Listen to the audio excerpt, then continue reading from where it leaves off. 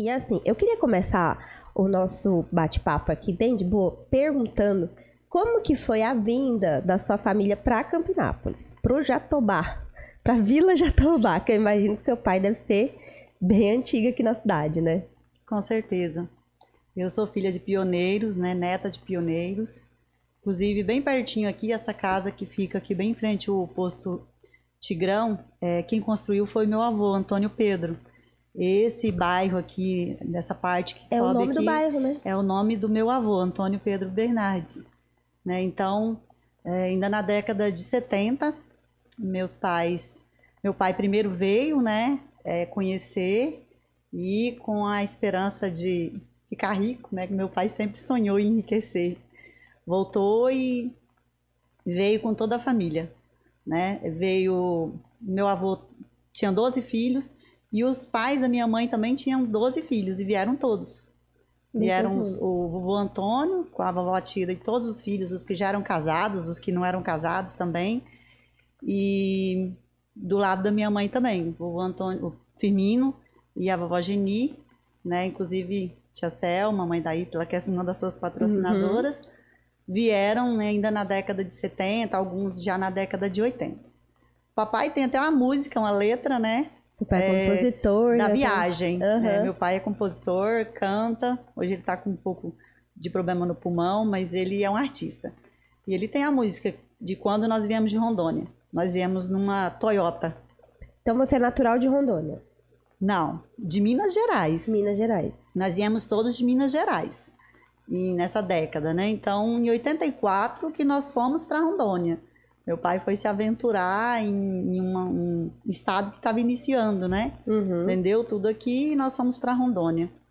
E na época que nós chegamos lá, era assim, de muita dificuldade. Nem casa para morar tinha, nem casa para alugar. Nós chegamos lá e jogou uma lona em cima de uma árvore caída. De um lado colocou a mudança e de outro a gente dormia. E assim, nós saímos daqui num caminhão com 7 famílias, né? E fomos nos aventurar para Rondônia. Nessa época eu tinha 7 anos. Vocês já saíram aqui de Campinápolis? Isso. Só que nós ficamos lá 7 anos e voltamos para Campinápolis. É uma coisa que acontece com frequência, né? As pessoas vão embora e depois voltam para cá. Que eu acho que eu falo que a água daqui é abençoada. Quem bebe sempre volta, né?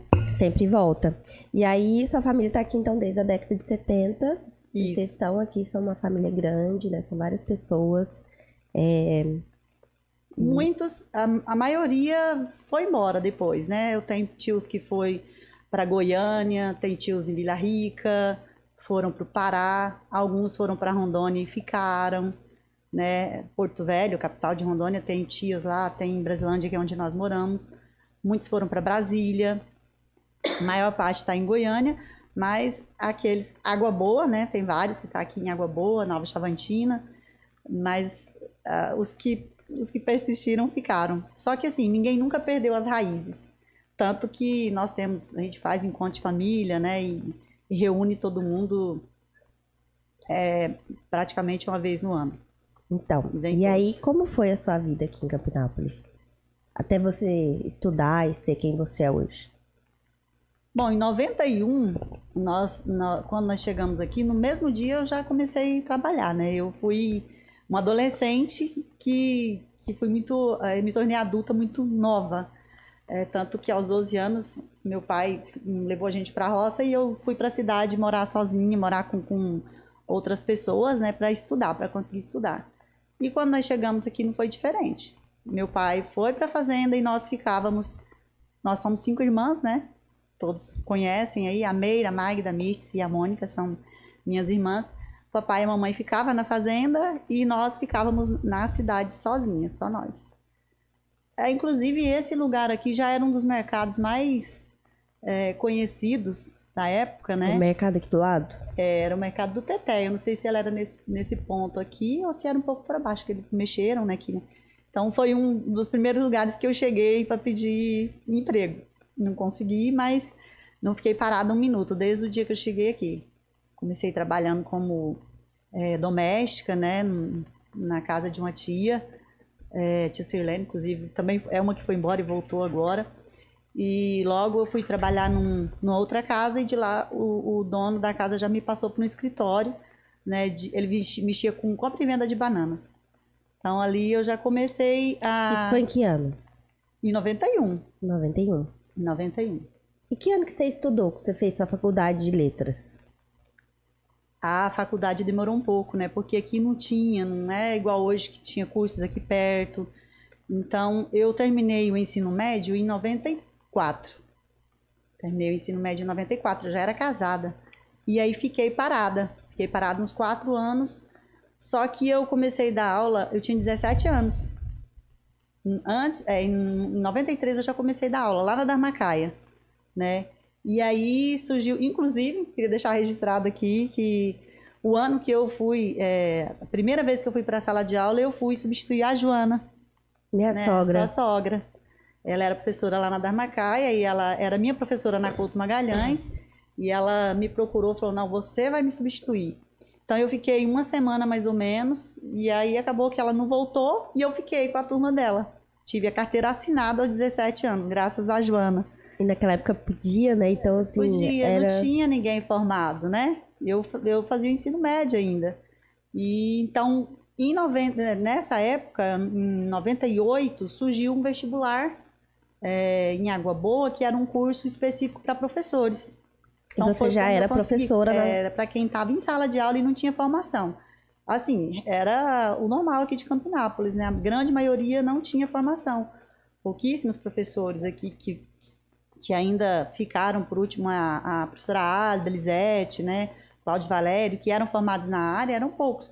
E os pedagogos, né? Aqueles que foram para Jales, que fizeram faculdade com muita dificuldade, exemplo da dona Elzira, Maria Cristina, tia Selma, dona Josefa, uma turma grande aí que era pedagogo que conseguiu sair, mas formado na área não tinha. Então, nessa época primeiro saiu uma turma de matemática em Água Boa, específico para professores, e na época 50 vagas. Então, para mim já foi assim uma vitória muito grande, porque como era um curso específico para professores, só de Campinápolis saiu um ônibus cheio de gente. Então, foi a concorrência grande.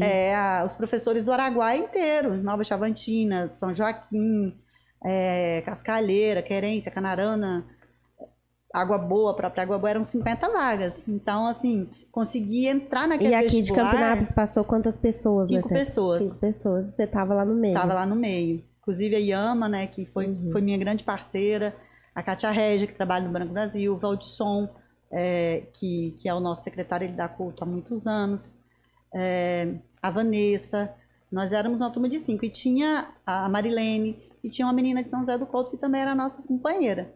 Era um curso de férias, mas era pela UFMT de Barra do Garças, do Pontal.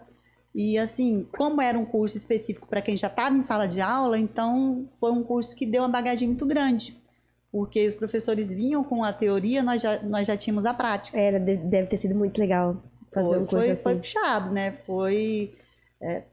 A Yara tinha uns 3 aninhos quando eu comecei a fazer a faculdade, e naquela época era difícil, né? A gente conseguir conciliar, conseguir entrar na faculdade sendo casada. Era difícil até a questão de você fazer o seu... Eu não sei se você passou por isso, mas eu imagino que era difícil até assim, fazer o marido entender que você precisava daquilo. Você precisava ir, se afastar do celular e ficar afastado da família tanto tempo para estudar. Porque não era o comum, né? Quando eu passei no vestibular, ele não aceitou de jeito nenhum. E não que isso faça muito tempo, não é que não faz muito tempo, é só assim. Inclusive, quando eu chamei a Miriam pra vir aqui no podcast, eu falei o seguinte, eu quero que na posteridade, que daqui 200 anos, eu imagino que esses vídeos vão estar na internet ainda. E aí, imagina, eu quero trazer mulheres fortes, mulheres que tem algo a acrescentar na sociedade ou algo a inspirar outras mulheres, principalmente as meninas jovens, né? E a Mira é uma mulher de muita força, muito líder, desde muito jovem tem essa liderança na veia, né? Então eu acho assim, não é que faz muito tempo isso, não foi há muito tempo, é que só que nós, mulheres, nós temos que conquistar as coisas com muito mais dificuldade, né? Então assim, até hoje... Tem mulheres que enfrentam essa dificuldade com os maridos. Eu tenho uma amiga que fez faculdade, ela se formou agora. E ela é aqui de Campinápolis, mas ela fez o curso dela todinho escondido do marido. Ela fez pela faculdade à distância, EAD. Ainda bem que existe essa opção hoje em dia, que ela conseguiu esconder isso dele, porque ela não precisa sair de Campinápolis. Mas assim, se ela falasse pra ele que estava fazendo uma faculdade, ele não ia deixar. Isso em 2023. Então, assim, imagina lá você nos anos... Era 98? 98. Né? Então, assim, lá em 98, 2000, fazendo isso, né? Há 20 anos atrás. E indo, tipo... E era difícil, né? Na verdade, eu fui criada para casar. E ele também, a visão que ele tinha era essa, né? Como assim? Aí eu teria que ficar lá no mês de janeiro, fevereiro, em Água Boa, e tinha a Iara, né? Então, tinha toda essa dificuldade.